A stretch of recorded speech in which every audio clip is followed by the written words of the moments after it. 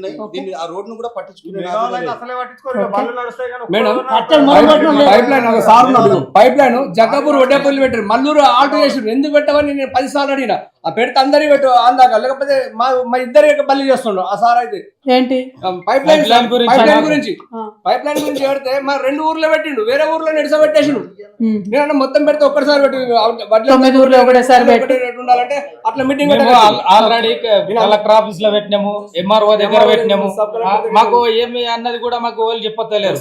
వస్తురు పాతురు పోతారు వాళ్ళు.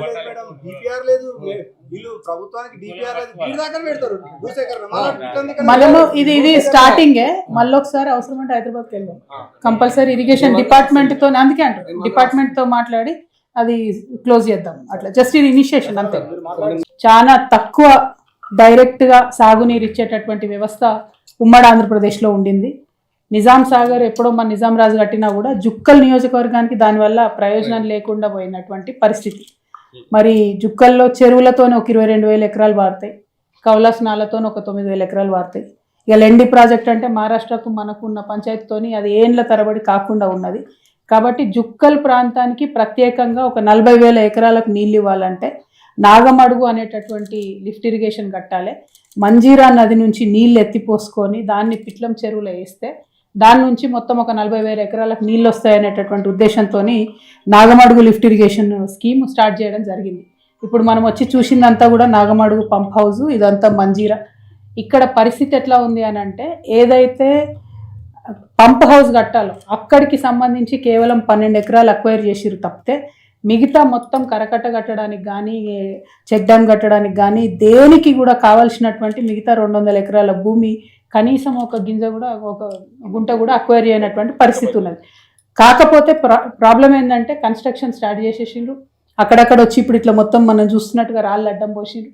దీంతో చుట్టుపక్కల ఉన్న 3 గ్రామాల ప్రజలకు కూడా తీవ్రమైనటువంటి ఇబ్బంది అవుతున్నటువంటి పరిస్థితి ఉన్నది. అంతేకాకుండా ఎవరైతే రైతులు ఈ భూముల వల్ల, ఈ ప్రాజెక్ట్ వల్ల నష్టపోతున్నారో వారి కిందకు ఉన్నటువంటి గ్రామాలు, వాళ్ళకి కంప్లీట్గా నీళ్లు రావనేటటువంటి ఒక భయాందోళనలు రైతుల్లో ఉన్నటువంటి సందర్భం. మరి అట్లాంటప్పుడు కంప్లీట్గా ఒక డిపిఆర్ ఉండాలి, ఒక పద్ధతి ఉండాలి. ఈ డిపిఆర్తో ఏ గ్రామాలు పోతాయి, మరి దీనివల్ల మేము ఎట్లా నష్టపరిహారం చెల్లిస్తాము, ఎట్లా రైతులను ఆదుకుంటాము అనే ఆలోచన కూడా కనీసం ప్రభుత్వానికి లేదు. అది అంతకుముందు ఉన్న ప్రభుత్వం కూడా చేయలేదు, ఇప్పుడున్న ప్రభుత్వం కూడా చేస్తలేదు. మరి అప్పుడున్న ప్రభుత్వాన్ని తిట్టి వచ్చిన ఈ ప్రభుత్వం అన్న కనీసం ఒకసారి రైతులను పిలిచి ఇది డిపిఆర్, ఇది జుక్కల్లో ఉన్నటువంటి ఇరిగేషన్ పరిస్థితి, దీనికోసం మనం ఇట్లా చేద్దాము అని అంటున్నటువంటి దాఖలా కనిపిస్తలేదు. నేను తెలంగాణ జాగృతి జనంబాట కార్యక్రమంలో భాగంగా ఇక్కడ వడ్డేపల్లి గ్రామానికి రావడం జరిగింది. వడ్డేపల్లి పంప్ హౌస్ని చూసినాం. ఆ పంప్ హౌస్ పనులు కూడా మా కార్యక్రమం ఉంది అంటేనే ఒక 2 రోజుల ముందు క్లీన్ చేసి మళ్ళీ మోటార్లు ఆన్ చేసి స్విచ్లు వేసి నడుస్తున్నది తప్పితే కంప్లీట్గా ఇగ్నోర్ చేసినటువంటి పరిస్థితి ఉన్నది. 2 ఈ పంప్ హౌస్ కోసం అని చెప్పి హెవీ వెహికల్స్ నడవడం వల్ల ఇక్కడ ఉన్నటువంటి గ్రామస్తులు కూడా వాళ్ళ రోడ్లు కానీ అన్ని కూడా పాడై ఇబ్బంది పడుతున్నటువంటి పరిస్థితి ఉన్నది. 3 ఈ భూమి ఏదైతే ఉందో చుట్టుపక్కల కూడా అందరూ చిన్న సన్నకారు రైతులు ఉన్నారు. అర్ధెకరం, ఎకరం, పావెకరం ఉన్న రైతులు ఉన్నారు. వాళ్ళకి మునిగిపోతే, మొన్నటి వానలకు మునిగిపోతే అగ్రికల్చర్ ఎక్స్టెన్షన్ ఆఫీసర్ గారు వచ్చి రాసుకొని పోయింది తప్పితే ఇంతవరకు చర్యలు తీసుకున్న దాఖలా లేదు. సో నేను కలెక్టర్ గారిని డిమాండ్ చేస్తున్నా, ఇవాళ నేను ఏదైతే వచ్చి చూసినానో మీరు దయచేసి ఒకసారి వచ్చి చూడండి, ఇక్కడ రైతుల దుఃఖం చూడండి. మీరు ఇరిగేషన్ డిపార్ట్మెంట్తో కోఆర్డినేషన్ మీటింగ్ పెట్టండి. ఏ 9 గ్రామాలకైతే నీళ్ళు రావని భయపడతా ఉన్నారో వాటి పరిస్థితి ఏంటిదో కనుక్కోండి. ఇప్పుడు ఈ వడ్డేపల్లి ఈ చుట్టుపక్కల ఉన్నటువంటి గ్రామాలు మునిగిపోతున్నటువంటి వారికి ఏం నష్టపరిహారం ఇస్తారో చెప్పండి. ఇక్కడ ప్రధానమైనటువంటి డిమాండ్ ఒకటే ఉంది. ఇంతకుముందు మీరు పంప్ హౌస్కి తీసుకున్నటువంటి ఎకరానికి 17 లక్షల చొప్పున రైతులు ఒప్పుకొని ఇచ్చిండ్రు. కానీ ఇప్పుడు ధరలు పెరిగినాయి. అది తీసుకొని 4 ఏళ్ళు అయింది. ఇప్పుడు ధరలు పెరిగినాయి.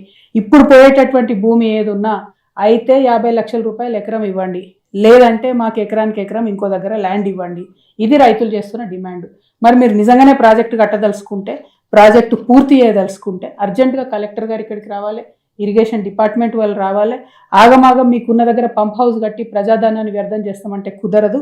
ఎందుకంటే మొత్తం 476 కోట్లతో స్టార్ట్ అయిన ప్రాజెక్టులో ఇప్పటి వరకు కేవలం 64 కోట్ల రూపాయలు ఇచ్చిండ్రు. అంటే ఇట్లా ఇచ్చుకుంటూ పోతే ఈ ప్రాజెక్టు ఇంకా 10-12 ఏళ్ళు అయినా కూడా కాదు. ఇచ్చేది ఉంటే ఒకేసారి ఫుల్ బడ్జెట్ ఇవ్వండి, రైతులను కూర్చోబెట్టండి, రైతులకు పెరిగినటువంటి భూములకు అనుగుణంగా ధరలు ఇవ్వండి, భూములు మునిగిపోకుండా చూడండి. అసలే నీళ్ళు రానులకు నీళ్ళు ఎట్లా వస్తాయో చెప్పండి. కానీ ఏది చెప్పకుండా మీరు ముందుకు పోతామంటే కరెక్ట్ కాదు. తక్షణం కలెక్టర్ గారు ఈ విషయాన్ని సీరియస్గా తీసుకోవాలి, ప్రభుత్వం ఈ విషయాన్ని సీరియస్గా తీసుకోవాలి. జాగృతి ఇక్కడికి తొలి అడుగుగా వచ్చింది. ఇది ప్రారంభం మాత్రమే. ఇక్కడనే మేము వచ్చి చూసి వెళ్ళిపోతాం అనుకుంటున్నారేమో, మేము వదిలిపెట్టము. ఖచ్చితంగా కలెక్టర్తో ఫాలోఅప్ చేస్తాం, ఇరిగేషన్ డిపార్ట్మెంట్తో ఫాలోఅప్ చేస్తాం. అవసరమైతే రైతులందరం కట్టగట్టుకొని పోయి ఇరిగేషన్ మంత్రి గారి దగ్గర కూడా పైన ఫాలోఅప్ చేసి ఏదో ఒకటి ఈ ప్రాజెక్ట్ని తేల్చండి, త్వరితగతిన సొల్యూషన్ ఇవ్వండి, ఈ ప్రాంత రైతాంగాన్ని ఆదుకోండి అని చెప్పి నేను ప్రభుత్వాన్ని డిమాండ్ చేస్తా ఉన్నాను. షేర్ చేయండి, లైక్ చేయండి, సబ్స్క్రైబ్ చేయండి. మరిన్ని వీడియోల కోసం బెల్ సింబల్ పై క్లిక్ చేయండి.